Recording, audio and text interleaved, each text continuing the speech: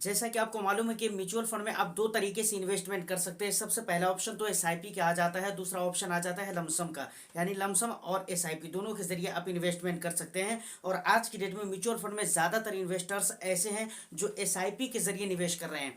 देखिए, एसआईपी के जरिए निवेश करने के अपने एक अलग फायदे होते हैं। और सबसे बड़ा फायदा तो ये होता है कि इसमें कम पैसे कमाने वाले लोग भी इन्वेस्टमेंट कर पाते हैं आरामली, ईजिली। समझ रहे हैं? तो ये एक बहुत बड़ी बात है। इसके अलावा कहा जाता है कि एसआईपी के जरिए निवेश करने से आप मार्केट के हर लेवल पे निवेश करते हैं, इसलिए बहुत ज़्यादा रिस्क भी नहीं रहता है। अकॉर्डिंग टू लमसम, अगर लमसम को देखें तो आपको मार्केट के एक लेवल पर ही बहुत सारा पैसा निवेश करना पड़ता है। इसके अलावा और भी बहुत सारी बातें हैं, खैर उस पर हमें नहीं जाना है। तो इसलिए आज हम एसबीआई के दो ऐसे म्यूचुअल फंड के बारे में बात करेंगे जो एसआईपी के लिए बहुत ही बेस्ट होता है। आखिर वो कौन से दोनों फंड है, उनके रिटर्न्स कैसे रहे हैं, कैसा उनका परफॉर्म रहा है, कितना बेहतर हमारे लिए हो सकता है, और सबसे बड़ी बात कि एसबीआई के फंड को इतना ज़्यादा लोग पसंद क्यों करते हैं। इन सारे मुद्दों पे लगभग हम बात करने वाले हैं। तो वीडियो बहुत ही इंटरेस्टिंग होने वाली है। एक लाइक कर दीजिए, शेयर कर दीजिए, चैनल को सब्सक्राइब नहीं किया है तो चैनल को भी ज़रूर सब्सक्राइब कर लीजिए। देखिए, सबसे पहले बात हम करते हैं कि आखिर एसबीआई के जो फंड्स होते हैं, आखिर इसको इतना ज़्यादा लोग पसंद क्यों करते हैं। देखिए, यहाँ पर पसंद करने के दो रीज़न हैं जो मेनली, और भी कई सारे रीजंस हो सकते हैं लेकिन मैं दो रीज़न के ऊपर बात करूँगा। दो रीज़न बहुत ही मेन है। सबसे पहला रीज़न तो ये है कि लोगों का एक भरोसा है। लोगों का भरोसा है कि भाई एसबीआई का फंड है, यानी ये फंड बहुत ज़्यादा रिटर्न्स हमें देगा या नहीं देगा, ये तो डिपेंड करता है कैटेगरी वाइज। लेकिन फिर भी इन्वेस्टर्स के मन में कहीं ना कहीं ये ख्याल आता है कि यहाँ पर एसबीआई का फंड है, मतलब ट्रस्टेड फंड है, ट्रस्टेड फंड हाउस का फंड है एसबीआई, जो कि गवर्नमेंट बैंक है, इंडियन गवर्नमेंट के अंडर में चलने वाला जो बैंक है वो एसबीआई बहुत ही ट्रस्टेड बैंक में से एक है। समझ रहे हैं? तो ये बहुत बड़ा रीज़न है जिसकी वजह से लोग एसबीआई के फंड को बहुत ज़्यादा पसंद करते हैं। दूसरा एक और भी रीज़न मैं बता देता हूँ। बहुत सारे लोगों को पता होगा कि आप जब म्यूचुअल फंड में इन्वेस्टमेंट करते हैं तो जो बैंकिंग सेक्टर के जो म्यूचुअल फंड होते हैं ना, वो बहुत ज़्यादा अच्छे होते हैं। तो ये भी एक रीज़न हो सकता है। इसके अलावा और भी रीज़न हो सकते हैं जिसकी वजह से एसबीआई के फंड बहुत ही पसंद किए जाते हैं, जबकि बैंक और भी है लेकिन एसबीआई की बात ही कुछ और हो जाती है। और यकीन करें कि एसबीआई के जिस दो फंड के बारे में हम बात करने वाले हैं, दोनों बहुत ही बेस्ट फंड है, क्योंकि उनके रिटर्न्स जब मैंने देखे हैं ना तो कंसिस्टेंटली उसने बढ़िया रिटर्न्स दिया है। जबकि आपको मैं बताऊं, दोनों फंड 2013 में ही लॉन्च किए गए थे, मतलब आप सोच लीजिए 10 11 12 साल से ऊपर भी हो गए हैं टाइम, लेकिन फिर भी उनके रिटर्न्स बेस्ट है। अब हम यहाँ तक जान लिए हैं, यहाँ तक हमने बातें कर ली हैं, अब हम जान लेते हैं कि सबसे पहला फंड कौन सा है, उसने कैसा रिटर्न्स दिया है, कैसा परफॉर्म रहा है। यहाँ पर पहले फंड के बारे में बताता हूँ, लेकिन ये चीज़ आपको गैस करना है। मैं अभी नाम नहीं लिखा है यहाँ पर फंड का, ये चीज़ आपको सोचना है कि भाई ये कौन सा एसबीआई का कौन सा फंड हो सकता है। देखिए, इस फंड ने 3 ईयर्स में 31.10% का रिटर्न्स दिया है, 5 ईयर्स में 23.37%, और इसका सिंस इंसेप्शन रिटर्न्स जब आप देखेंगे ना 20.33% का रिटर्न्स दिया है। समझ रहे हैं कि नहीं? इस फंड में 3,000 रुपये की एसआईपी अगर आप 10 साल पहले किए होते तो 20% का रिटर्न्स मिला होता आपको।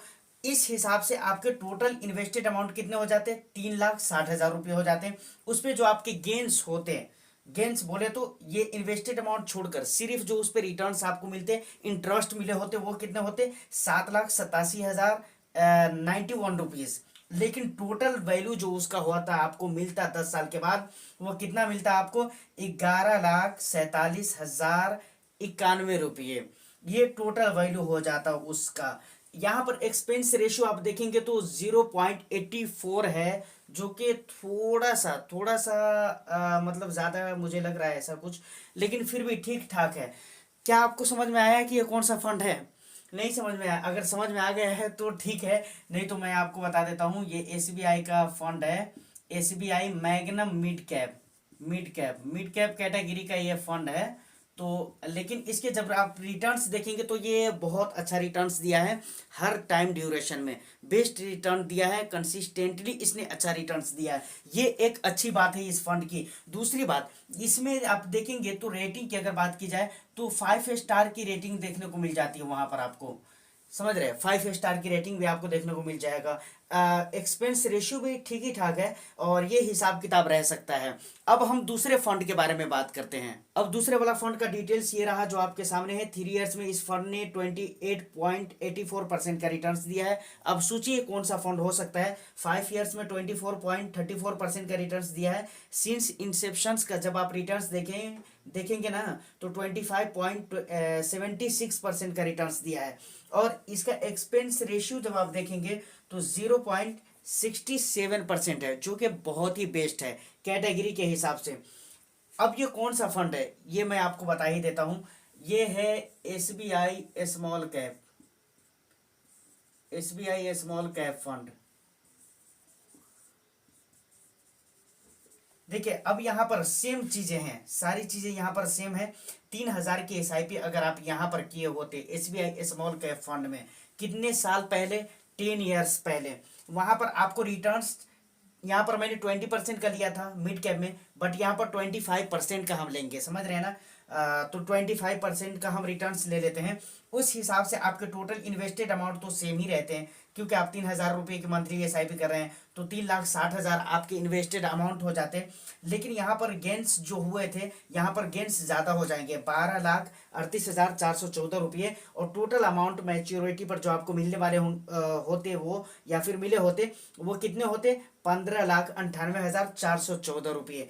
ये हिसाब किताब हो जाता। यहाँ पर दोनों फंड के बारे में एक बात मैं बताना चाहूंगा। पहले फंड के बारे में तो बता ही दिया, 5 स्टार की रेटिंग है, बट एसबीआई स्मॉल कैप में 5 स्टार की नहीं 3 स्टार की रेटिंग आपको देखने को मिल जाती है। लेकिन ठीक है, इस फंड ने भी अच्छा परफॉर्म किया है, कोई ऐसी दिक्कत वाली बात नहीं है। मतलब कंसिस्टेंटली एक अच्छा रिटर्न्स दिया है, समझ रहे हैं, मैं ये कहना चाह रहा हूं यहाँ पर। और ये दोनों फंड ऐसे हैं जहां पर आप एसआईपी और लमसम दोनों कर सकते हैं, बट यहाँ पर हम एसआईपी के लिए बात कर रहे हैं सिर्फ। लेकिन यहाँ पर एसआईपी और लमसम दोनों करेंगे फिर भी ठीक ठाक है, क्योंकि दोनों के लायक ये दोनों फंड हैं। देखिए ये सारा कुछ डिटेल्स था, ये सारी अच्छी बातें थी एसबीआई मैग्नम मिड कैप के बारे में और एसबीआई स्मॉल कैप के बारे में। लेकिन अब एक ख़राब बात जो रियलिटी है, जो हकीकत है, वो मैं आपको बता देता हूँ। देखिए ये तो मेरे ख़ानदान का बैंक नहीं है भाई, समझ रहे हैं ना, और ये इससे ना मेरा कोई रिश्ता है और न इससे मेरा कोई फ़ायदा होने वाला है। मैं सिर्फ ये वीडियो एजुकेशन पर्पज़ के लिए बना रहा हूँ। ऐसा नहीं है मेरी तरफ से कुछ भी रिकमेंडेशन या सजेशन नहीं है इन दोनों फंड में निवेश करने या ना करने की। ये आपके अपने डिसीजन होंगे, आपको खुद ही रिसर्च करके, आपकी अपनी स्टडी करके इसमें निवेश करना है या नहीं करना है, वो डिसीजन आपको लेना है। लेकिन अब मैंने जितनी भी अच्छी बात बताई है, इन सारी चीज़ों को एक तरफ रखते हैं, एक ख़राब बात भी आपको इसके बारे में बताता हूँ।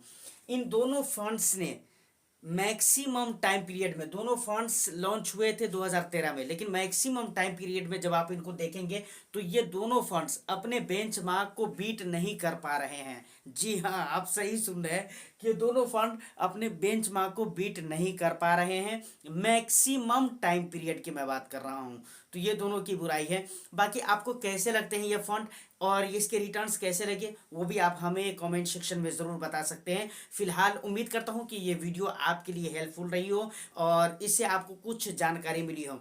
वीडियो अगर अच्छी लगी है तो एक लाइक कर दीजिए, शेयर कर दीजिए। चैनल को अगर अभी तक सब्सक्राइब नहीं किया है तो चैनल को भी ज़रूर सब्सक्राइब कर लें। मैं फिर मिलता हूँ किसी नेक्स्ट वीडियो में, जब तक के लिए all the best. Thank you for watching.